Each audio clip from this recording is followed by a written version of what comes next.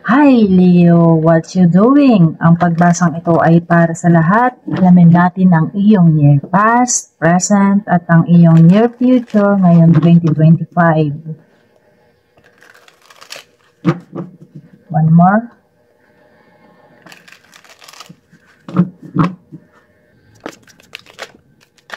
Energetic naman ng iyong card ngayon.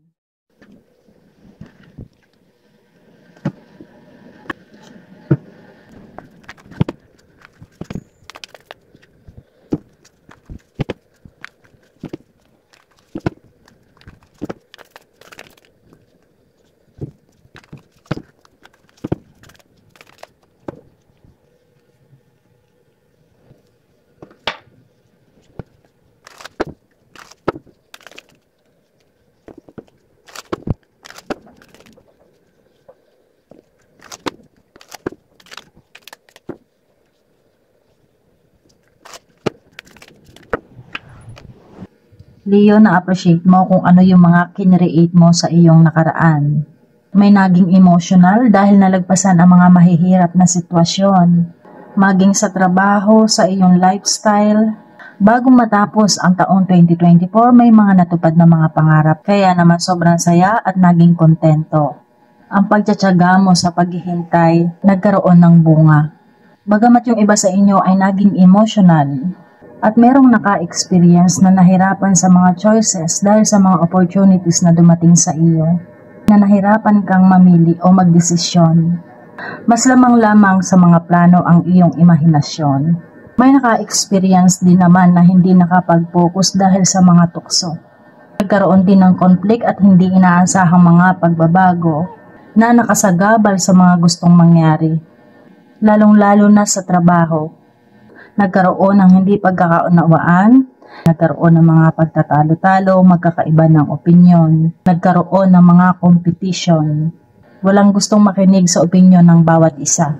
Lalong-lalo na sa mga kasamahan ay foreigner o ibang lahi. Talaga namang iba ang kanilang opinyon. Marahil nag-struggle yung iba dahil sa pakikisama, nagkaroon ng mga pagbabago kahit marami ang disagree. Ang universe ay may plano para sa iyo. Bagamat hindi pa maklear ngayon dahil ito yung cycle ng iyong buhay, Leo. Pagkakaroon din ng malaking pagbabago sa iyong money and career. At ang dalang pagbabago ng Wheel of Fortune ay magiging challenge para sa iyo, Leo. Dahil sa iyong kasalukuyan na sitwasyon, nakikita dito yung expect the unexpected. Dahil nandito ang The Tower, masasabi mo talaga ito yung distraction at mga kaguluhan. Halimbawa sa relasyon, sa pinansyal, maaaring magkaroon ng problema sa kalusugan, maaaring may makaranas ng natural disaster, maaaring may mawala ng trabaho, may magluksa. Sa pag-shake ng The Tower ay maaaring maapektuhan ang iyong spiritually, mentally, and physically, Leo. Kailangan mo lamang talaga itong pagdaanan kahit napakasakit. Nagkikreate siya ng mga kaguluhan at problema. Nandiyan na yung unstable foundations, mga kasinungalingan, illusions, at iba pa. May makakaranas ng mahirap na pagbabago. Ibang level ang dalang pagbabago nito. But you need to trust na lahat ng nangyayari o mangyayari ay may reason. Maging wise sa pagdedesisyon, Leo. Dagdagan mo pa ang iyong pananalig.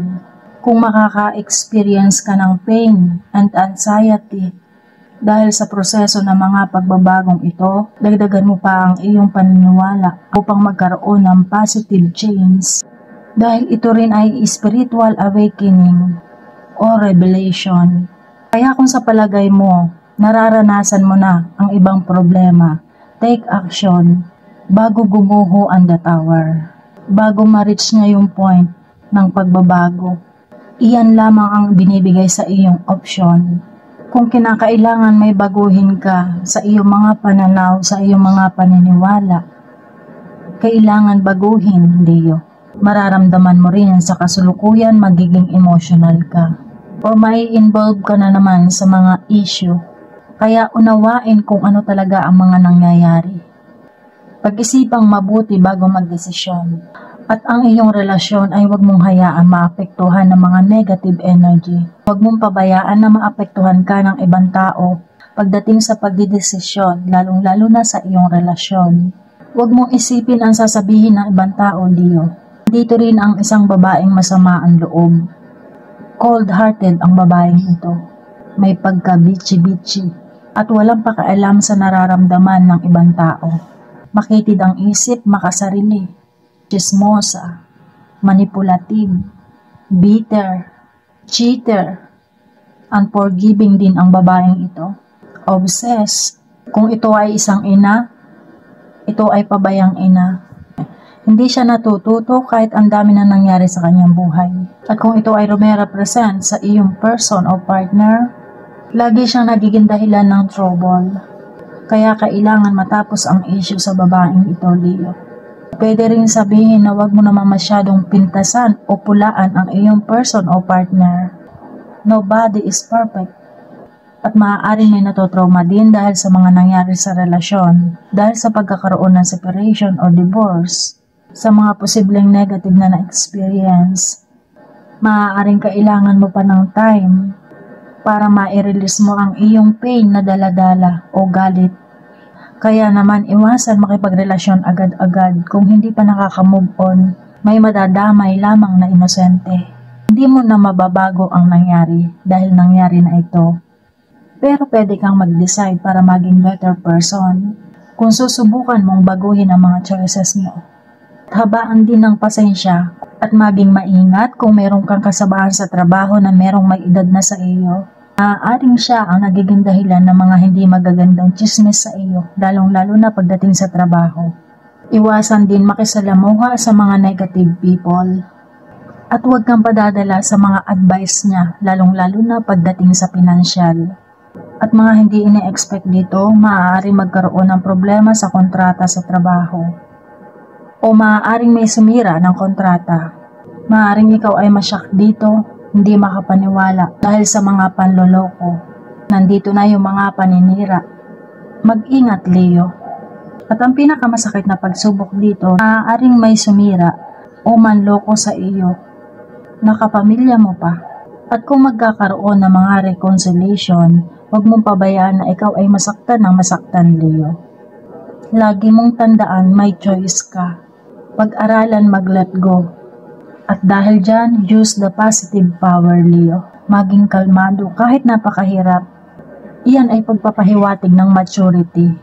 Maging balanse, maging conscious. Mararamdaman mo yung inner challenges. Makakaramdam ka ng takot, anxiety. Maging determinado ka ngayon. Bukas panghihinaan ka ng loob. Ngayon determinado ka, bukas wala kang gana. Meron kang kakayahan para maging success. Hulihin mo ang mahirap o mailap na pagpupokus. Pag-aralan mo din ang iyong emotions. Be patient, Leo. Maaari din may makilala ka ditong wild person. At kung wala ka naman pakialam sa kanya, huwag mo na siyang bigyan ng advice. Nakikita rin dito na magiging strong ang ilan sa mga nasa relasyon. At para sa mga nagkakaroon ng problema sa relasyon, kailangan harapin ang mga problema at pag-usapan. Ito rin yung time para i-master mo ang iyong emotions, lalo na sa iyong katalinuhan, sa iyong kakayahan. Huwag mong pabayaan na pangunahan ka ng takot sa mga ginagawa mo, Leo. Kung gusto mo ng promotion sa trabaho, syempre dapat mong pagbutihin ang trabaho mo at iwasan ang pabigla-biglang desisyon pagdating sa pinansyal.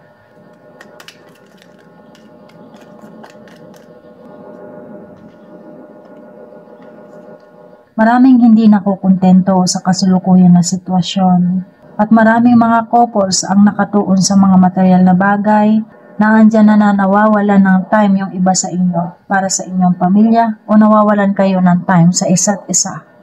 May malalim kang iniisip, Leo.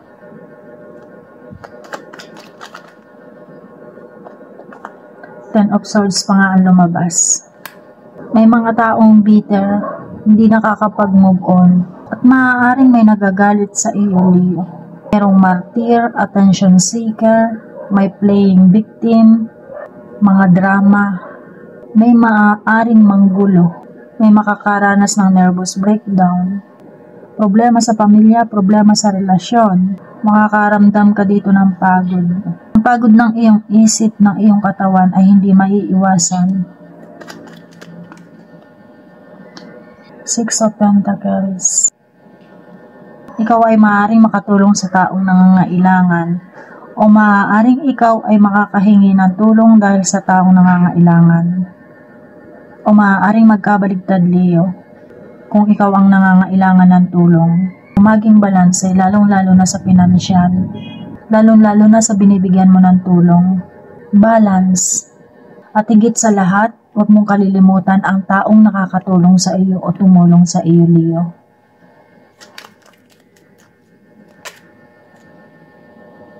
Page of Cups. Ito ay pagkakaroon ng bagong idea, bagong opportunity.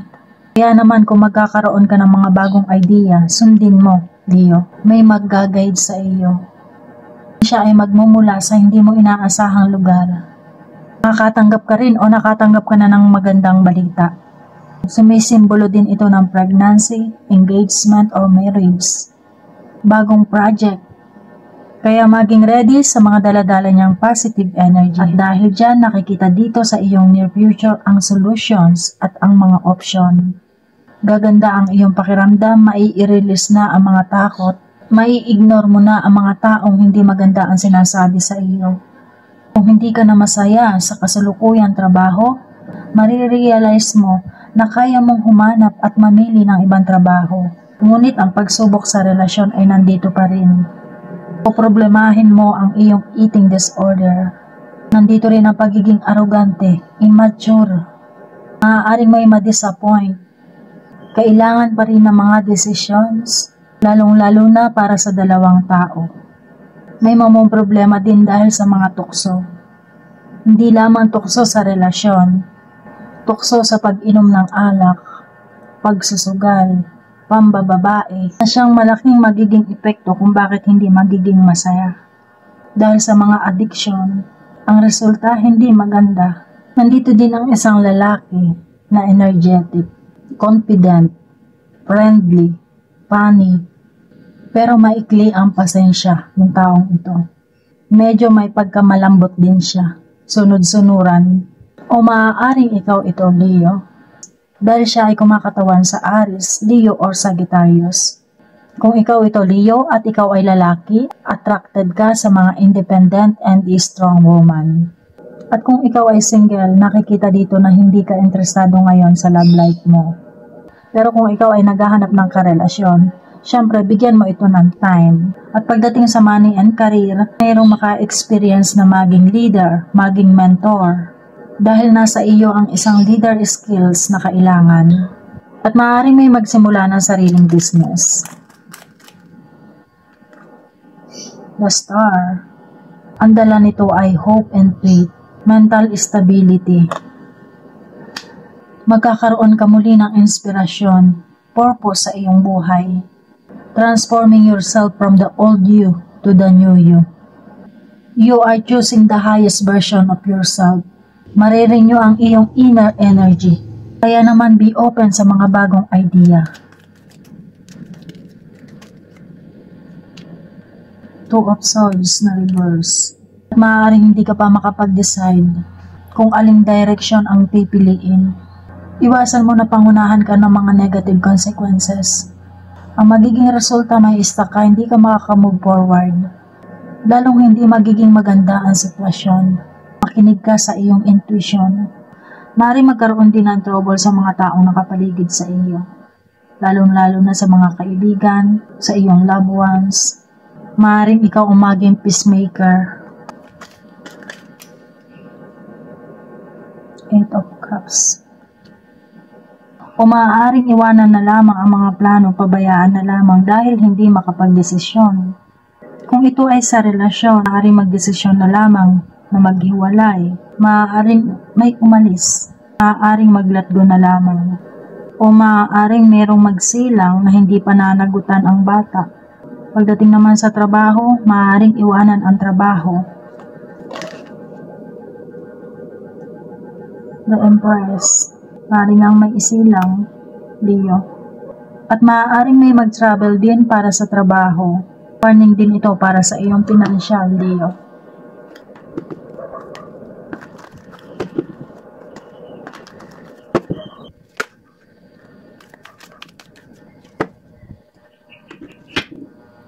Six of Air, Leo. Para sa iyo talaga ito. Things are looking up. The end of a difficult situation. Taking a trip. Ito na yung pagtatapos ng mga stress mo sa buhay. Makikita ang liwanag.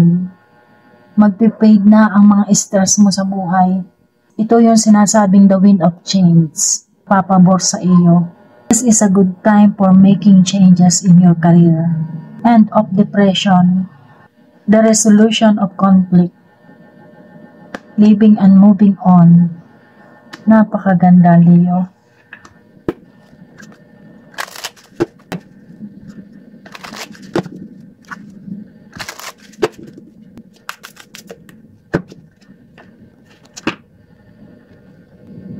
Contemplation. Ito rin ang kailangan mo. Meditation para sa iyong mga iniisip. Kailangan mo ng self-realizations, ng observation, spiritual meditation. Bigyan mo ng time ang iyong sarili para makapag-isip sa dami mong dapat pagdesisyonan sa buhay, Leo. Okay? At dumako naman tayo sa mga nagkaroon ng problema sa relasyon. Alamin natin kung anong ang mensahe sa iyo ng iyong person o ng iyong ex-person.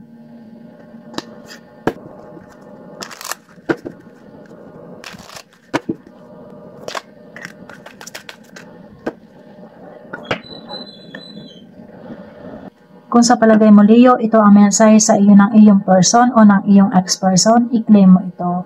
Ito ang kanyang unang mensahe.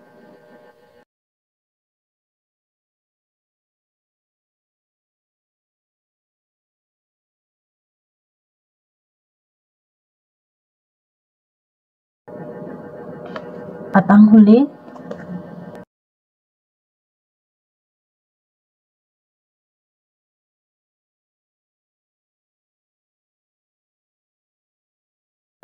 at ito ang iyong naging pagbasa ngayon, Leo. Gawin mo lamang itong gabay kung iyong nais. Kita-kits po muli. Number 1 Rashi po. Paki-like and subscribe na. Thank you. Bye-bye.